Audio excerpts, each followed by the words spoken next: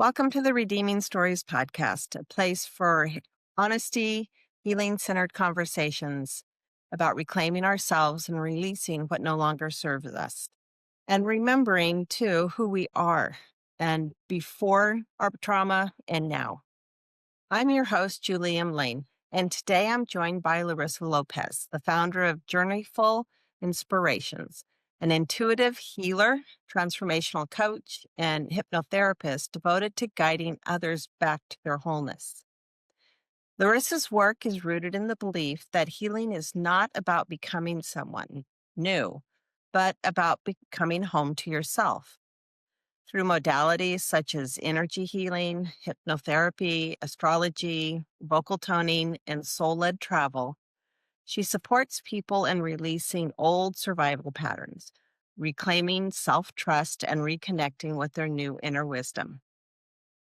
Her signature art offering is Aligned Atlas, and it's a 12-week transformational journey focused on clearing ancestral patterns and charting a new path guided by intuition, compassion, and self leadership. Having walked her own healing journey from trauma, Larissa brings deep presence, gentleness, and reverence to the spaces she holds.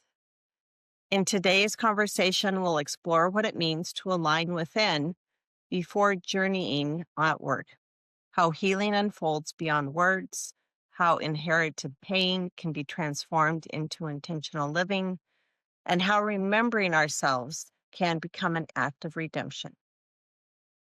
This is the Redeeming Stories podcast, and today we're reflecting on healing as a homecoming, one guided by trust, alignment, and the quiet wisdom that has always lived within you.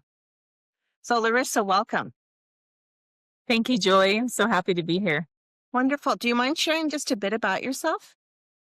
Sure. Yeah. So, as Julie mentioned, I am an intuitive healer. I'm a Reiki master and also a hypnotherapist. I'm also a soul led travel advisor. And I support people, again, with their journeys, both inward and outward, wherever they may be in their healing journeys, but also throughout the world. Wonderful. And you often describe healing as coming home to yourself. It's something my own therapist talks to me about. What did that homecoming look like for you? And how did your personal healing journey shape the way you now hold space for others through journeyful inspirations? Thank you for that beautiful introspective question. I love that. I think for me, it was really about journeying, outside of my comfort zones of where I grew up, the familiar patterns that I had within my family, learning to question things that were always the status quo that maybe did align with me and my higher self, or perhaps didn't, and just being inquisitive of how that aligned with my current self and where I was in my journey. A lot of times I think there's things that are kind of patterns that have come over and over time that we just adopt and we don't recognize. And so it's just kind of uncovering those patterns that may or may not truly align with our authentic self. And that's where I think coming back to ourselves is really uncovering who we are truly from within without all of the societal norms and pressures. Absolutely. I think part of my struggle with coming back to myself is I really don't know who I ever was. Because the trauma started so early in my life. And who I am today, I probably would be a very different person if all that had occurred as a child didn't happen. So I often wonder about who is that inner self because I don't really know who she is. So you talk about releasing survival patterns and reclaiming inner wisdom. Talk to me a bit more about that. I will talk about that. I also want to talk about that last question just Sure. to expand on that. I think what you so nicely kind of reflected is it hit home, especially for me too. But there was some trauma at the early age of 3 years old for me. And so I can absolutely relate to that of not knowing exactly who I was, always being the shy person, always kind of being behind the my mom, if you will, when I was little, Yeah. super shy, not wanting to be in front of people. It's still something that I work on even today and being seen, especially when it comes to social media, for example. And I really think it wasn't for me until I left my hometown when I was 18 and left the country. I was an exchange student in Argentina. I talk about it a little bit on another podcast that I was interviewed on. And that I think is when I really uncovered who I was from a more authentic way and really discover self-discovery, and that has been kind of my whole trajectory, my whole adulthood is finding that person again of who I am, and healing through that trauma over the years with different modalities. Great, thank you. Yeah, that's that constant back and forth in my head of who would I have wanted to be differently? How might have I done things differently if that trauma hadn't occurred? And it's I don't spend a lot of time on it because otherwise it's just wasting my time on other that I could be doing more productive things. But it does make me ponder. So after trauma, trusting yourself again, I know personally can be. Almost impossible. It feels impossible. So, what supported you in rebuilding that trust? And how do you gently guide others through that same process by remembering who they are and, remembering themselves? That's a great question. I think for me, the biggest piece was realizing that I'm a co-creator in this world and in this process. So I'm never alone. I always have guides and support, whether it's in the 3D realm with people in my life that truly love me and are supportive of me, there for me, but also beyond, those that are unseen that we can't see from a higher power standpoint. And so that has been huge for me and trusting my own wisdom and my own strength and my own leadership and finding that is knowing that I'm not alone, that I'm far capable than I ever imagine, and remembering the things that are innate wisdom that are always within that we tend to forget about. Absolutely. And it doesn't, at least for me, I'm a Christian woman. And so my faith has really guided my walk. And regardless of your spirituality, your faith, I'm always intrigued about how other faiths, other spiritual walks also provide that foundation or a place to rest as we continue that journey. So, this phase of align within and journey beyond, it feels deeply symbolic. And what does it mean to you personally, and how does it reflect the way healing unfolds? First internally, and then how we move through relationships, places in the world. Absolutely. I think regardless if it's external or internal, we're always going through some sort of introspective process. And oftentimes it's both that work simultaneously with each other. However, I do find that if we do the inner work and we do the inner journeys of the shadow work and healing our traumas, our past traumas, the world is limitless and it is truly our oyster. We can expand into various facets.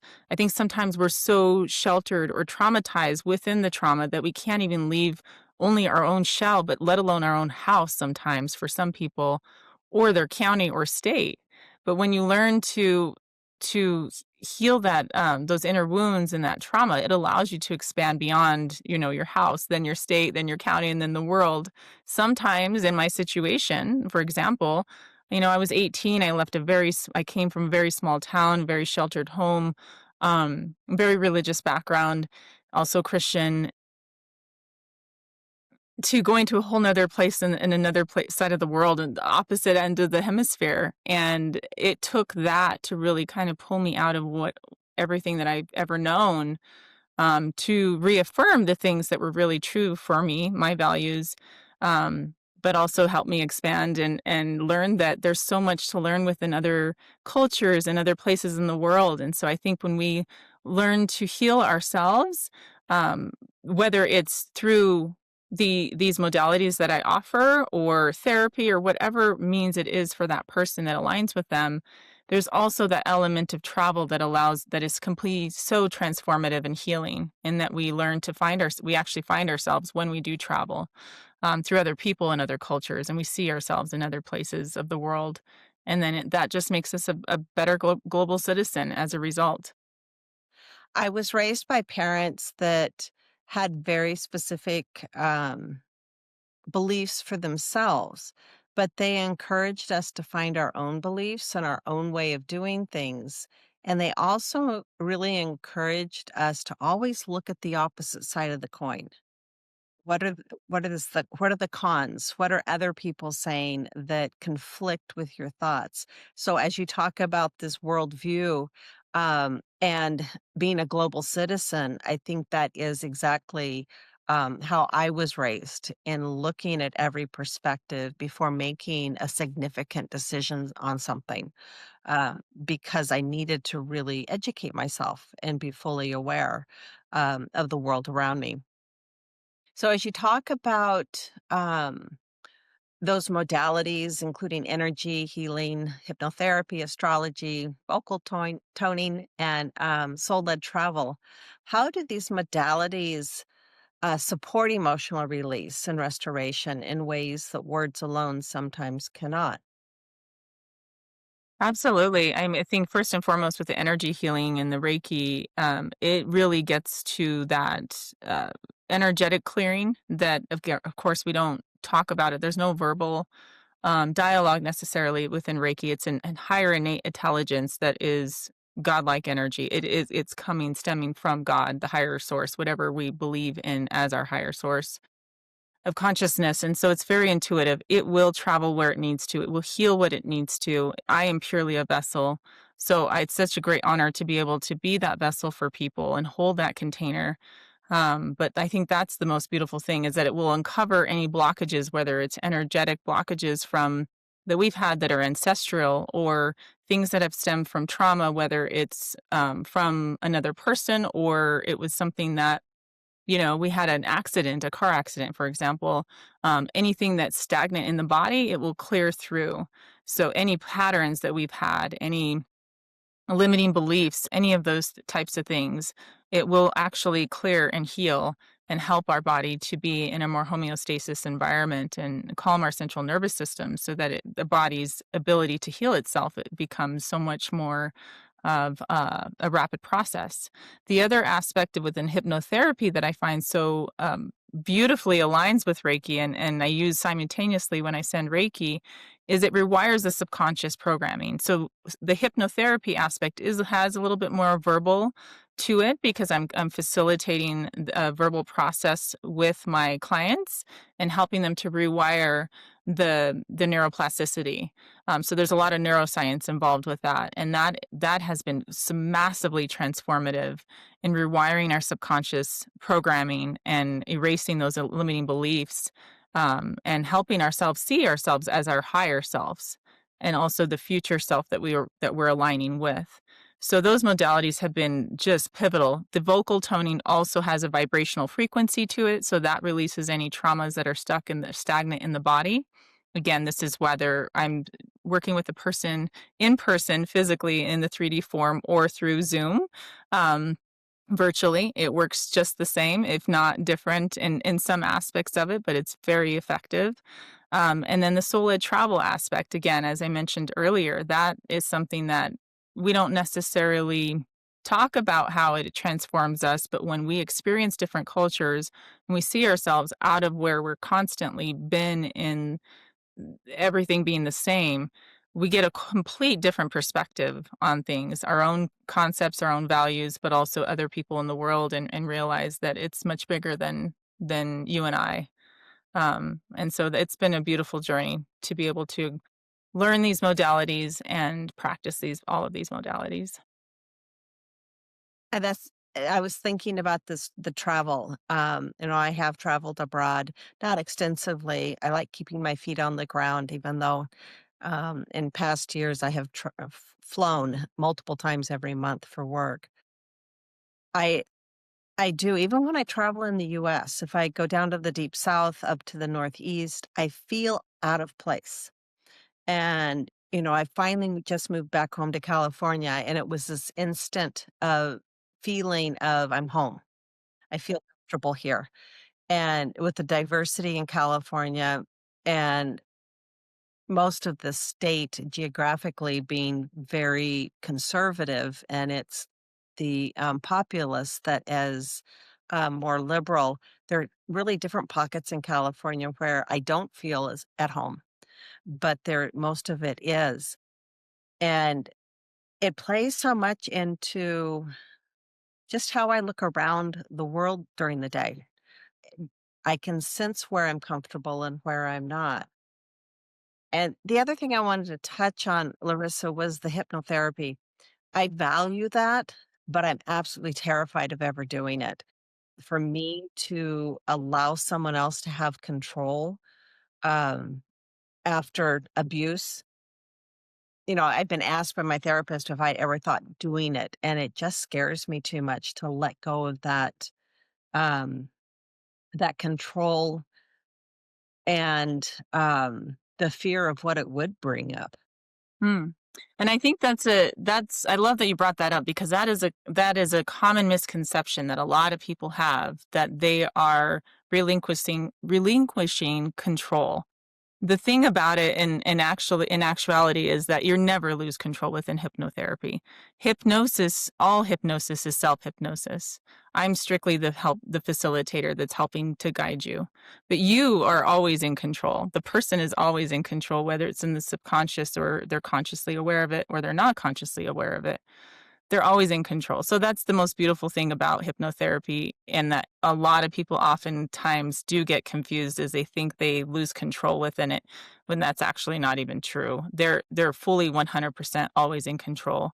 A lot of times we've seen where the entertainment side of things for hypnotherapy, that is very different than the type of work in hypnotherapy that I do. So it is always within control and it's nothing ever scary. I think people, again, it's that misconception that they've created this fear around it. And then once they uncover it, it's like it's the most freeing experience and most beautiful experience, almost like an oasis, if you will, that we often journey into. And so it's nothing ever to be fearful of or to be scared of. It's really about coming home to yourself, and it's a beautiful, beautiful journey. Well, I will reflect on that because, as you mentioned, it's the entertainment world that has kind of defined for me what hypnosis is or hypnotherapy. So I will keep your calming, reassuring words in mind as I ponder that thought that my therapist has for me. Tell me more about your signature offering of Aligned Atlas. It focuses on clearing ancestral patterns, charting a new path, guided by self trust. So, what has it been like for you to witness people transform inherited pain into intentional, self led ways of living? Yeah, it has been such an honor to do this work. Again, having gone through my own healing journey that I continue to go through as life is a journey. It's been just amazing to see in such a short amount of time, even though 12 weeks may seem like a long time, it goes by so quickly. And usually within just a few weeks in the program, I've seen massive transformation within my clients where they are no longer holding on to those old patterns that they've had that have been holding them back or the limiting beliefs that have been holding them back. They've actually completely charted a new trajectory for themselves. And so the rest of the program is really about calling in the things that they're wanting to call in for the rest of their next chapter in life.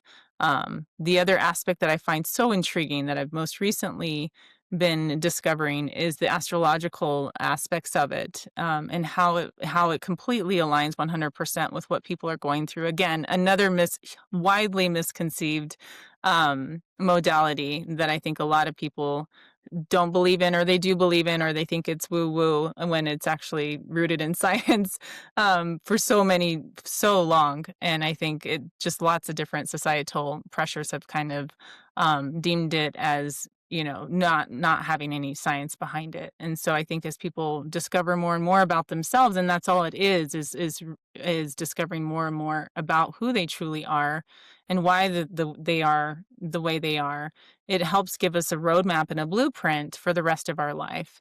So these modalities has just been truly transformative and such an honor to witness people's growth and their trajectory and their transformation. And their testimonials have been just such an honor to receive and such awe.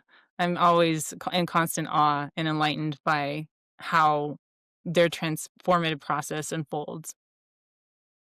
That's wonderful, and of course, that means you've got a gift in doing what you do, because not everybody can help someone walk that journey, to find themselves again and to become whole. So it's just amazing when I come across people who have such a gift in helping others at this, level of healing.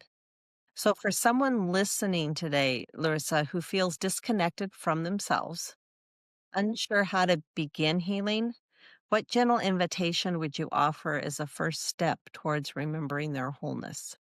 Mm, that is an excellent question.